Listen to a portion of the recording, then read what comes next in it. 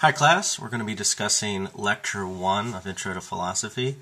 The general topic we'll be talking about right now is what is philosophy? We're just going to try to set out the basic definitions and try to set up what we're going to be studying in class this semester.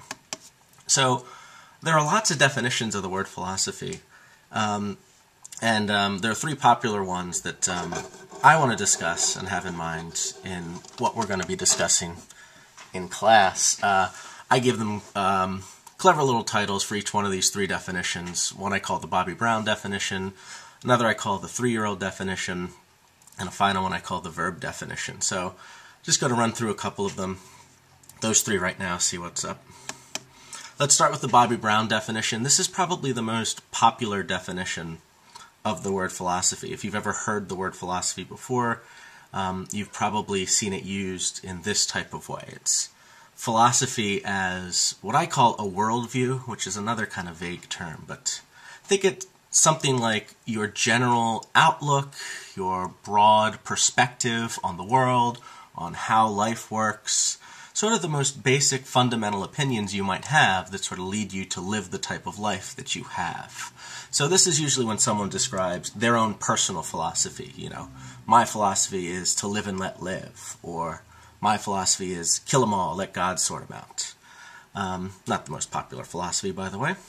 But you also hear this, I don't know if you've ever heard a company spout out their own particular philosophy. I've offered one that I don't know that I understand myself on this little slideshow.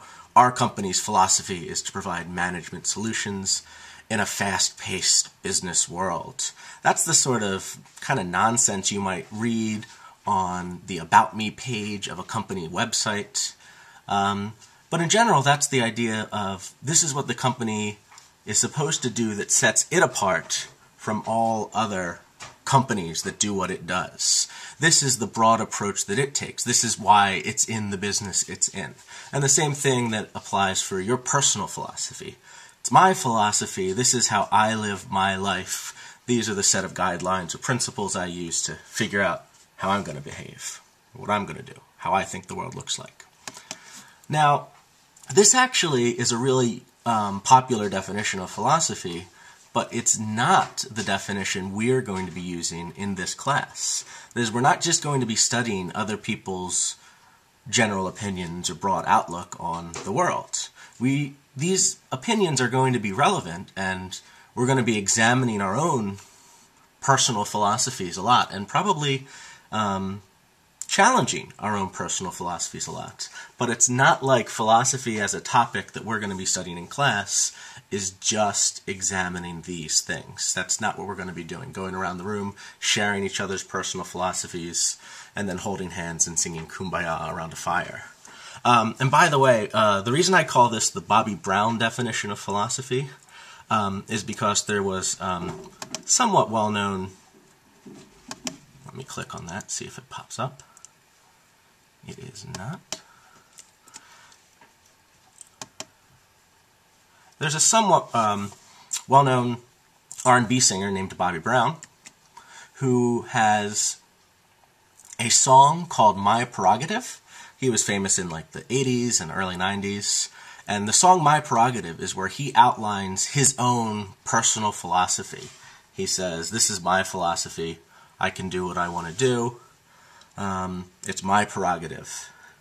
And I was trying to link to a particular version of this right here. Let's see if we can take a look at it. Here's the song.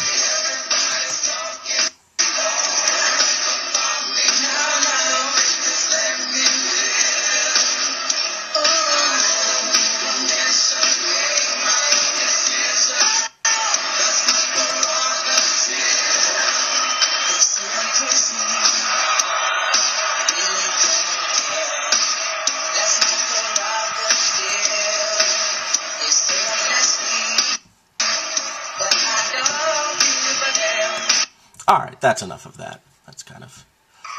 I just thought you might like to see that in a little bit more detail. Let's get back to our slideshow. The other thing, Bobby Brown, not the most current reference. He's best known lately for, marrying Whitney Houston, and they kind of went crazy together. They had their own reality show for a while. You might know that song, My Prerogative, because Britney Spears did a cover of it. So, I don't know, just a couple different ways you might be interested in that.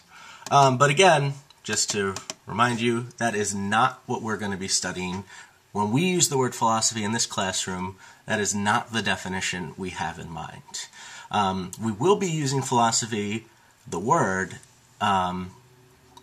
in the other two definitions that we have here. The three-year-old definition and the verb definition are, in fact, what we're going to have in mind when we study philosophy. So let's move on to the three-year-old definition. This is what I refer to as philosophy as a topic. And these would be all the issues you would typically study in a philosophy class. And this is where you get philosophy as separate from psychology, or sociology, or physics, or math.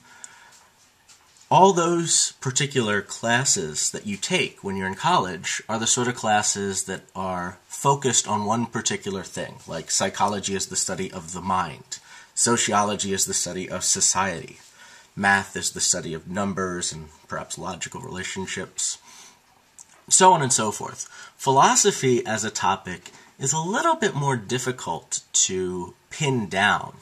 But here's one attempt that I think is fairly good. It's at least the way I try to define philosophy.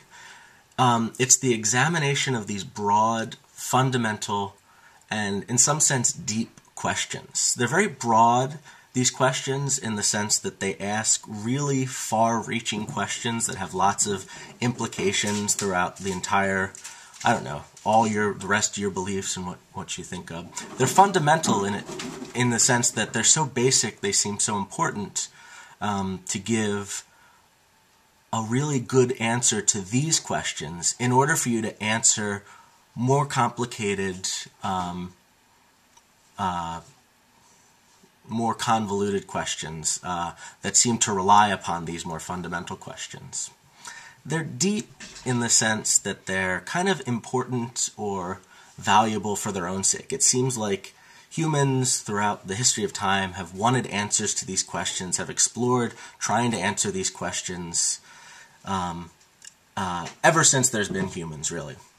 And there's a handful of classic philosophical topics that are out there that you might study in an average intro to philosophy class. You might study the nature of free will, whether humans have any free choice or not, the nature of justice, how can you organize an appropriate government, the nature of morality, what does it mean to be a good person or a bad person, what the meaning of life is, what is the mind, what's the relationship between the mind and the body, and two topics we're actually going to be discussing in this Intro to Philosophy class, the nature of knowledge, what is knowledge and what do we know, and God, whether there is a God or not, what does it mean for there to be a God, can we come up with decent evidence either for or against the existence of God. So those are some classic philosophical topics, and I refer to this as the three-year-old definition because philosophy, in constantly asking these broad, fundamental questions, it always seems to come down to the same question: why? And I don't know if you ever hung around a 3-year-old who happens to be in the why stage of her life. Those 3-year-olds have basically one word in their vocabulary, and that is why. They ask it over and over and over again. And one of the startling things you find out when you're around a 3-year-old in the why stage is that the more you try to answer their why questions, the more difficult it seems to be. That is, the more basic an explanation you give them, when they give you a why question for that, the more difficult it seems to be. And there's a really nice illustration of this I just thought I'd want to show you.